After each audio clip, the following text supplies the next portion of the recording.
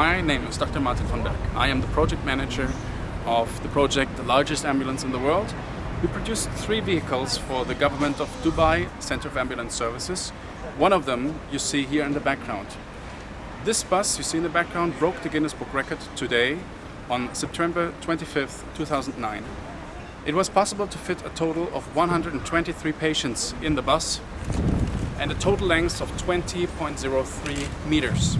This bus has an operating theater, has intensive care units, intermediate care units, and capacity for sitting slightly injured patients and other involved victims in a disaster which has to be transported off the disaster site.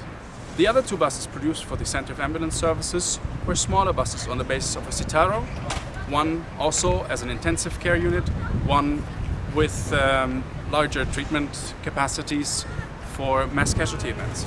The driver's seat is equipped with tetradigital communication freehand system. The commander seat as well with tetradigital as well as analog radios. What you also see on the bottom right is a fax machine, so the commander can communicate and fax the patient lists to the hospitals. Also, it is possible to monitor the front of the bus and the top and the back of the bus on the bottom. A tough book is standard in any ambulance in Dubai, and so also installed in this ambulance. Now, if you have an operating theater, you need a surgical wash basin.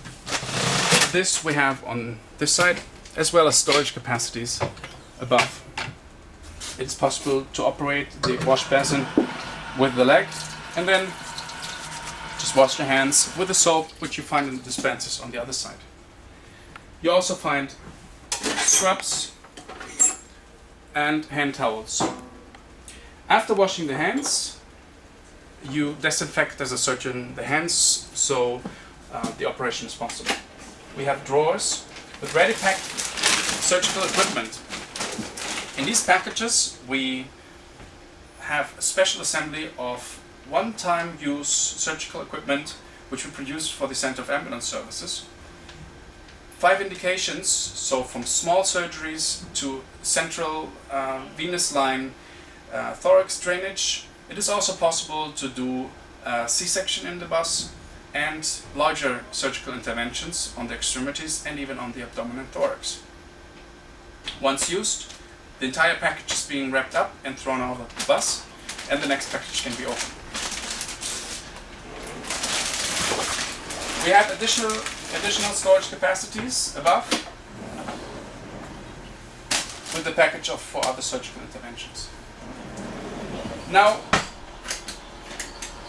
in this part of the bus we have the 2 ICU units with stretchers that you can remove from the bus with 2 people personnel, one in the front, one in the back. It is possible to open the door from here, to lower the ramp,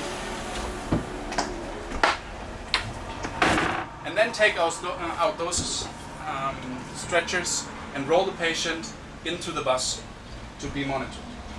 Once the patient is in the bus, we have a monitoring with a 12-channel ECG, which is possible to take off the mounting. You leave the monitoring part with the patients, and then you can bring this monitor with you to the commander seat and fix it on the top. This way it is possible to sit in the commander seat and survey all the patients in the front part of the bus. Beneath the ICU stretchers you have the X-ray compartment. You have a compartment for ultrasound and the digital imaging device for the X-ray. The X-ray is the smallest X-ray in the world. You see it right here. It is the only X-ray that can be used without any protective equipment. It is possible to slide the X-ray up and down so you can place it on the right spot over the patient. Above the operating table is an OR light. This OR light, fully functional, with a zoom, with a spectrum adjustment and brightness adjustment. The operating table can be removed off the wall and then being put crooked into the bus. So it is possible for two surgeons on the one side and on the other side another surgeon or scrub nurse, which can then also go forth and back to the compartments and get more equipment. Besides the 12-channel ECG monitoring with pulse oximetry and capnometry, it is also possible to ventilate the patient. Those ventilators, since the delivery was for Dubai, speaks Arabic. We have boxes for sharps, we have glove boxes, we have our suction unit. The one reason why this ambulance is not just only on the level of an ambulance, but on the level of an intensive care unit is the tissue oxygenation monitoring. This one is performed by the inspector. It is possible to measure in a non-invasive way on the thumb muscle the oxygen level in the deep muscle tissue. Now this oxygen level gives an information about the central oxygen level, and so gives an information if a patient is bleeding internally, if a patient is stable or not, or if a patient is going into shock. We enter the back of the bus, which has intermediate care units and more capacity for sitting patients and standing patients. Now these intermediate care units, you either use them as intermediate care units or you can flip them away so you can use the seats. Some of them you can even use additionally, like this one. It's possible to sit the patient and lay a patient above. If you have more patients that need laying transport, you can fix another stretcher below. So it is highly flexible. Here we have more storage capacities for the patients in the back and a trash bin. Down below here we have a power converter. This power converter makes it possible that we have 220, 24 and 12 volts around the entire bus for all the equipment. In this bus it is possible to supply every single patient with an oxygen mask. Those oxygen masks are stored in boxes right above the patient's head. You push a button and it opens, and then the oxygen mask can be already plugged in. So it is not necessary to walk back and forth to supply the patients with oxygen. You can just open this, take the oxygen mask out, you open the flow meter, and then you have oxygen for every single patient in this bus. These oxygen masks are provided with oxygen by a central oxygen supply system. 12,000 liters of oxygen are stored in those 6 bottles, separated in 2 batteries, battery A and battery B.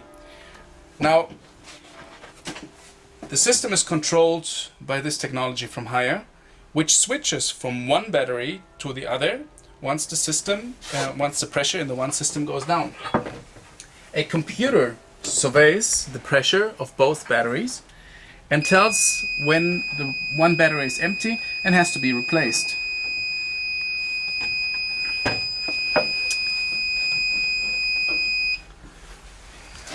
Additionally to that, we have storage space in cabinets and drawers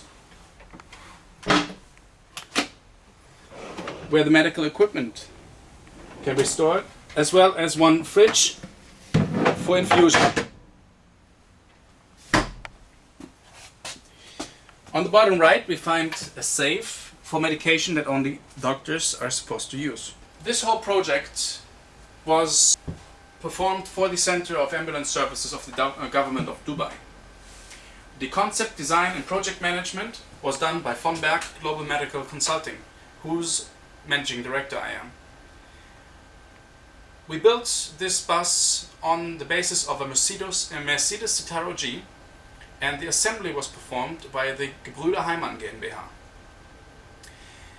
The medical technology was then provided by Cytomed Middle East, and so this whole consortium was able to build the largest ambulance in the world with the largest patient treatment and transport capacity. Thank you very much, and goodbye.